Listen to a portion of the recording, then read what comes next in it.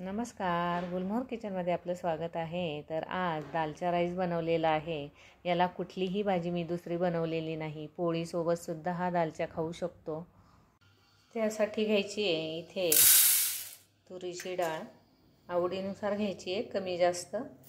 त्यानंतर घ्यायची आहे मुगाची डाळ आणि त्यानंतर घ्यायची आहे थोडीशी मसूर डाळ. आता ही स्वच्छ धुवून घ्यायची आहे.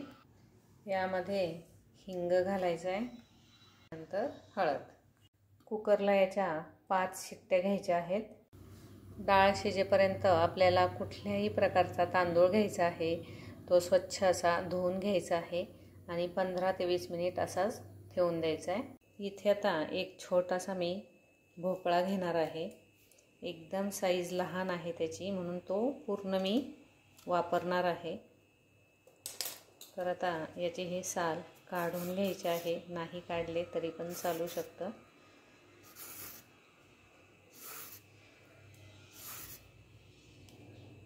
इथे आता हा कट करून घ्यायचा आहे. हा थोडासा मोठाच आपल्याला कट करून घ्यायचा आहे. जास्त बारीक फोडी याच्या करायच्या नाहीत.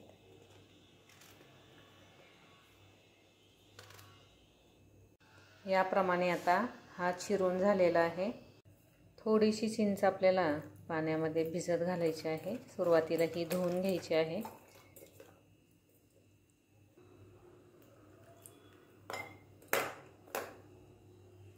आता पातेल्यामध्ये आपल्याला फोडणी करायची आहे. तर त्यासाठी इथे 3 पळ्या मी तेल घेतलेलं आहे. तेल तापल्यानंतर त्यामध्ये जिरे घालायचे आहेत.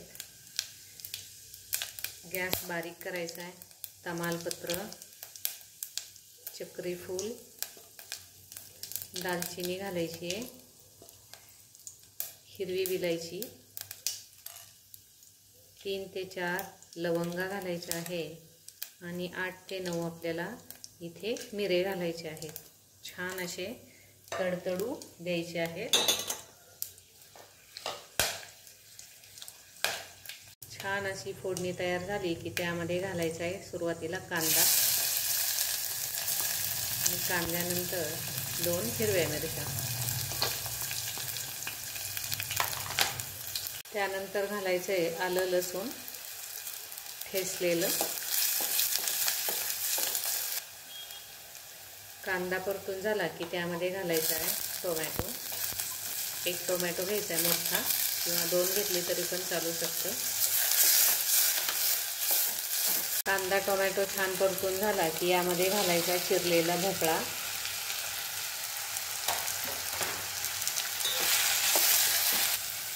त्यानंतर घालायची हळद. आवडीप्रमाणे लाल तिखट घालायचे, थोडासा गरम मसाला, धना जिरा पावडर. आता हे सर्व छान असं परतून घ्यायचं आहे. त्यानंतर घालायची खूप सारी कोथिंबीर आणि पुदिना. आता पुदिना माझ्याकडे नव्हता तर मी इथे पुदिन्याची पावडर वापरलेली आहे आणि कसुरी मेथी. यामध्ये घालायचं आहे चवीनुसार मीठ. त्यानंतर शिजण्यासाठी आपल्याला हे चिंचेचं पाणी घालायचं आहे. यावर आता झाकण ठेवायचं आहे. आता भातासाठी आपल्याला तुपाची फोडणी द्यायची आहे. तर इथे 1 चमचा मी तूप घेतलेला आहे. तूप तापलं की त्यामध्ये थोडासा दालचिनीचा तुकडा घालायचा आहे. त्यानंतर घालायचे जिरे,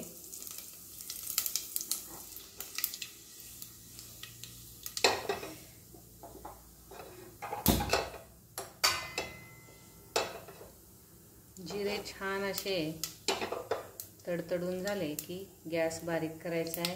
हे तांदूळ आता त्यामध्ये घालायचे आहे. चवीनुसार मीठ घालायचे. व्यवस्थित असं हे परतून घ्यायचं आहे. आता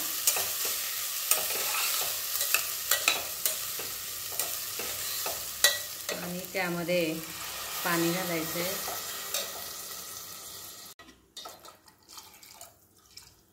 फुल गॅसवर फक्त 2 शिट्ट्या घ्यायच्या आहेत. इथे आता छान असं हे वरण शिजलेलं आहे. आता हे व्यवस्थित असं हलवून घ्यायचं आहे, घोटून घ्यायचं आहे. जास्त घोटायचं नाही, पण थोडंसं असं घोटून घ्यायचं आहे. हे पहा याप्रमाणे.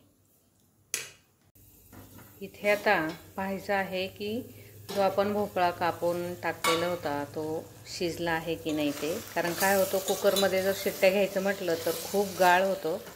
म्हणून या फोडणीमध्येच आपल्याला हा भोपळा शिजवून घ्यायचा आहे. इथे पाहू शकता एकदम पटकन असा हा तुकडा याचा तुटलेला आहे. म्हणजे इथे भोपळा हा व्यवस्थित शिजलेला आहे. छान असा सुवास त्याचा सुटलेला आहे. आणि इथे पाहू शकता एकदम मस्त असं दिसत पण आहे.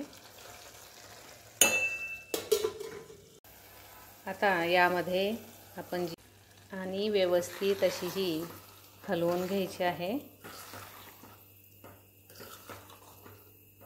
किती सुंदर कलर आलेला आहे तुम्ही पाहू शकता इथे.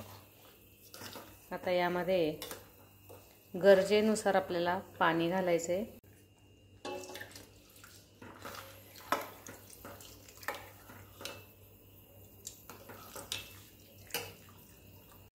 इथे आता चव घेऊन पाहिजे आहे.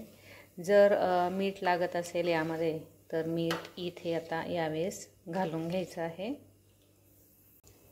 त्यानंतर आता थोडंसं आपल्याला गूळ यामध्ये घालायचं आहे. छान अशी आता याला उकळी आलेली आहे आणि 4 ते 5 मिनिट मंद गॅसवर आपल्याला हे उकळू द्यायचं आहे.